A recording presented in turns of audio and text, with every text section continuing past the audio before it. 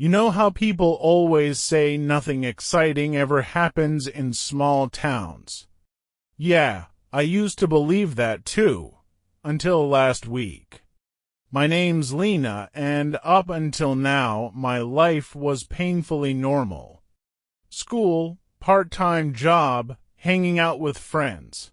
But everything changed when that letter arrived. It showed up on a Wednesday. I remember because it was the same day my chemistry teacher decided to give us a surprise quiz I totally bombed. When I got home, I found this envelope waiting for me on the kitchen counter. No stamp, no return address, just my name scrawled across the front in sharp, blocky handwriting. At first, I thought it was some kind of weird prank. My friends are always pulling dumb stunts, so I wasn't too worried, but when I opened it, my stomach dropped. Inside was a single sheet of paper. The message was simple. Lena, you've seen something you weren't supposed to. Meet me at the old train station tomorrow night at 10, come alone. I read it at least 5 times, trying to figure out if it was some kind of joke. But the more I stared at it, the less funny it seemed. I hadn't seen anything, at least, not that I could remember. I wanted to laugh it off, to toss the letter in the trash and forget about it. But the thing is, there was something about it that felt off. Like, whoever wrote it wasn't kidding, so, naturally, I showed it to my mom. She was standing at the stove making spaghetti, totally unbothered by my little crisis. Her reaction, a quick glance and a shrug. Probably just junk mail, she said, as if creepy, hand-delivered letters were the new coupon ads, but it wasn't junk, it couldn't be. That night, I lay in bed staring at the letter, the words burned into my brain. I should have ignored it. I should have torn it up and gone on with my life. But something wouldn't let me. Maybe it was curiosity. Maybe it was the way the handwriting felt, almost personal, like whoever wrote it knew me. By the time the next night rolled around, I'd made up my mind. Against every shred of common sense I had, I was going to the train station. The old train station sat on the edge of town, half buried in weeds and forgotten by everyone except the occasional graffiti artist. I hadn't been there in years, not since it shut down. It was the kind of place parents warned their kids about. Abandoned, crumbling, probably full of raccoons. By the time I got there, it was just past 9:45. I figured showing up early would give me time to scope out the place, maybe spot whoever sent the letter before they spotted me. My heart was racing as I stood in the shadows, scanning the empty platform. Nothing, no signs of life.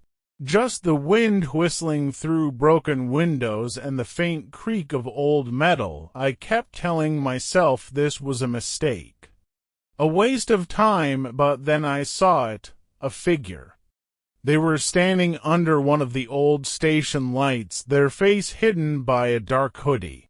They didn't move, just stood there, like they were waiting for me.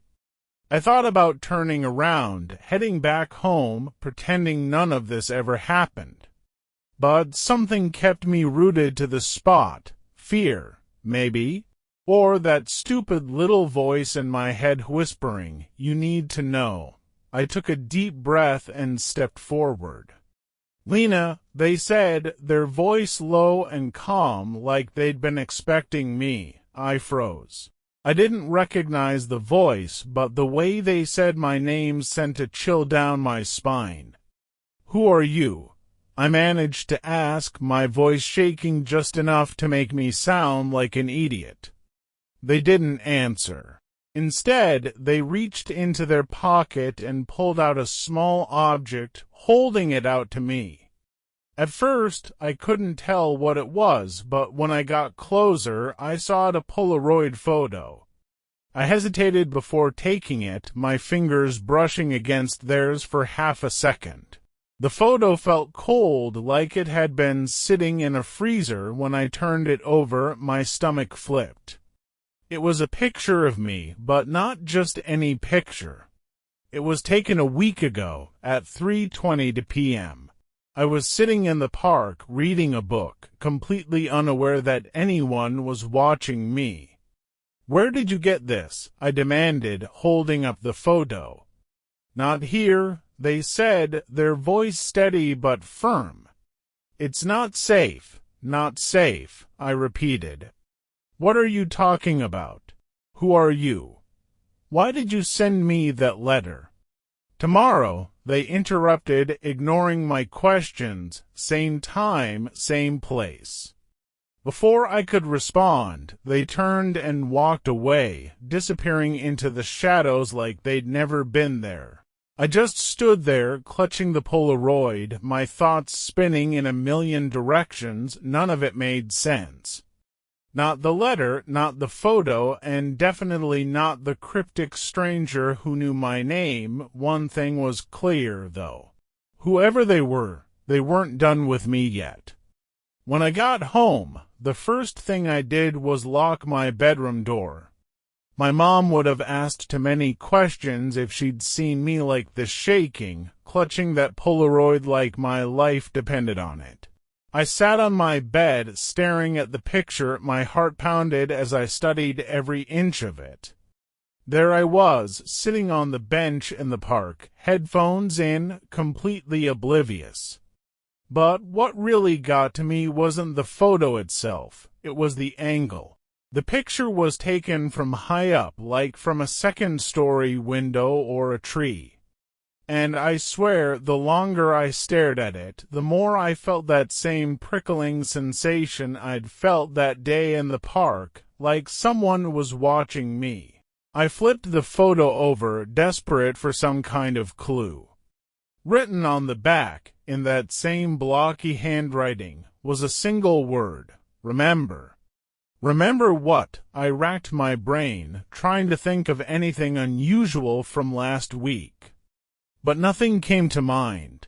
It had been an average day and an average week. I went to school, hung out with my friends, then went to the park to finish my English assignment. Nothing weird, nothing memorable, or so I thought. But now it felt like there was something just out of reach, like an itch I couldn't scratch. Something about that day wasn't as ordinary as I'd convinced myself it was. I didn't sleep that night. Every time I closed my eyes, I saw the photo. The stranger's voice echoed in my head. It's not safe. What wasn't safe? The train station, the park, me. By morning, I'd made up my mind. I needed answers. After school, I went back to the park. The same bench from the photo sat empty, the early autumn leaves scattered across the ground. I stood there for a moment, scanning the area. Trees, bushes, a couple of paths winding through the grass, and then I saw it, a building. It was just beyond the edge of the park, partially hidden behind a line of tall oaks. The windows were boarded up, the paint peeling. I'd never noticed it before, but now that I was looking at it, I couldn't believe I'd missed it. It was exactly the kind of place that gave you bad vibes just from looking at it. Something told me that's where the photo was taken. My heart was pounding as I crossed the grass toward the building. When I got closer, I saw the sign above the door. It was so faded I almost missed it, but I could just make out the words, Rutherford Community Center. The place had been abandoned for years, at least that's what everyone in town said. But as I stepped onto the porch, I saw something that made my blood run cold. The door wasn't locked. In fact, it wasn't even fully closed. It hung slightly ajar, like someone had been there recently. I knew I should have turned back. I knew I should have gone home and forgotten the whole thing. But instead, I reached out and pushed the door open. The door creaked open, slow and loud, like something out of a horror movie. Inside, the air was thick and stale, carrying that unmistakable scent of mildew and abandonment. My footsteps echoed as I stepped inside, flashlight in hand, the beam cutting through the dim light filtering in from cracks in the boarded-up windows. The place was a mess. Broken chairs, overturned tables, and scraps of paper littered the floor. It looked like no one had been here for years, but something about it felt wrong, too quiet, too alive. I don't know what I was expecting to find, but every step deeper into the building made me regret coming here alone, and then I saw it. In the corner of the room, hidden beneath a pile of debris, was a box. It looked out of place to clean, like it hadn't been there long. My hands shook as I crouched down, clearing away the rubble. The box was sealed with tape, but scrawled across the top in that same blocky handwriting was a single word: Lena. I froze, my flashlight trembling in my hand. How did this get here? Who left it? I thought about leaving it alone, about running out of that building and never looking back, but curiosity won, like it always does. Slowly, I peeled the tape away and lifted the lid. Inside was another Polaroid. I turned it over, my stomach flipping as I recognized the image.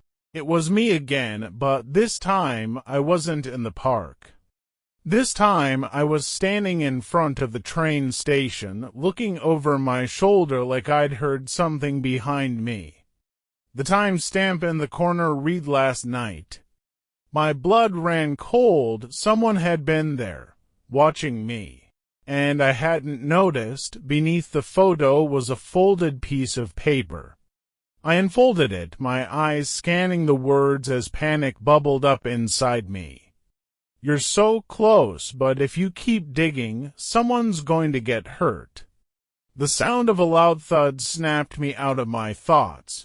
It came from deeper in the building. I whipped around, my flashlight darting across the empty room. Hello. I called out, my voice shaking, no response. The thud came again, closer this time. I stood frozen, gripping the flashlight like it was a weapon, my pulse hammering in my ears. And then I saw it. A shadow moved across the far wall, too fast to make out any details. It was gone as quickly as it had appeared, but it was enough to send me into full-blown panic mode. I bolted for the door, the box and Polaroid forgotten. I didn't stop running until I was halfway across the park, my breath coming in gasps. I turned back, expecting someone to come chasing after me. But there was nothing, just the quiet hum of the wind through the trees. That night, I locked every door and window in the house. I tried to convince myself it was over, that whoever left that box wouldn't come after me. But deep down, I knew it wasn't that simple. And then my phone buzzed, a text, no name, no number. Just a single message, you can't run forever. I couldn't sleep after that. The text played over and over in my mind, you can't run forever. It was a threat, plain and simple. Whoever this was, they were serious. And now, it wasn't just about curiosity, it was survival. The next day, I decided I wasn't going to wait for them to come to me. If they thought I'd just sit back and be scared, they were wrong. I was going to figure this out once and for all. The first place I went, the library. I know, it sounds weird, but hear me out. The Rutherford Community Center had been abandoned for as long as I could remember, but I figured there had to be something about it in the archives. I was right. After an hour of digging, I found an article from 10 years ago buried in the local news section.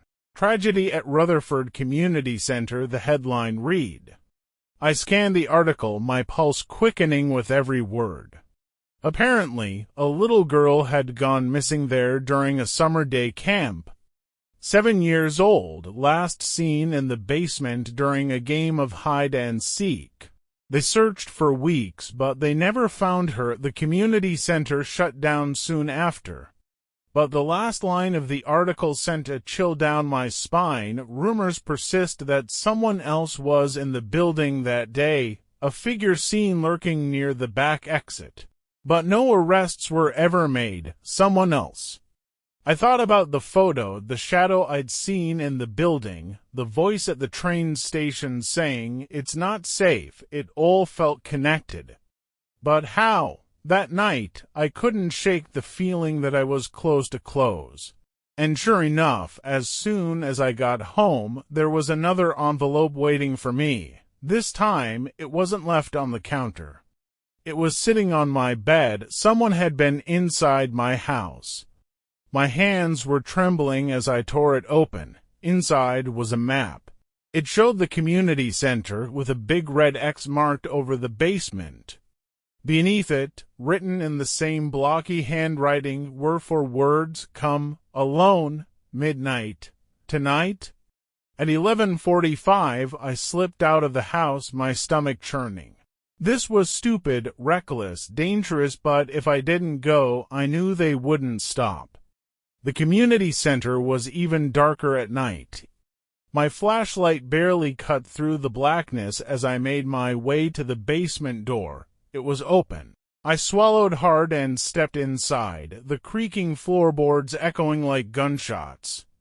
The basement smelled damp, like wet earth and rot.